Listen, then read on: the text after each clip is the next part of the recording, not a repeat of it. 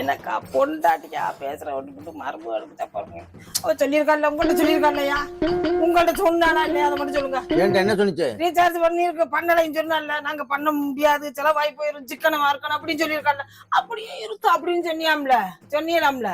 என்னடி என்ன நீங்களும் சேர்ந்து நீங்க பைத்தியக்காரியாக்குறீங்க. என்னடி புது கதையை சொல்லிருக்க? அது எனக்கு சொல்லவே இல்லடி. அது அப்படி நீங்க பேசவே நீ நிக்கல, நானும் தானே கேட்டு பண்ணலாம் கேட்டுட்டு நின்னேன். என்ன அப்ப டீயை போட்டு விட்டு போச்சு. எனக்கு என்னடி தெரியும்? வேக வச்சு பாக்குறீங்க. கஷ்டப்பட்டிருக்கேன் இந்த குடும்பத்துக்காக, எவ்வளவு கஷ்டப்பட்டிருக்கேன் தெரியுமா? ஒரு 150 ரூபா ரீசார்ஜ் பண்றதுக்கு பொண்டாட்டி புருஷன் அழுகுறாங்க.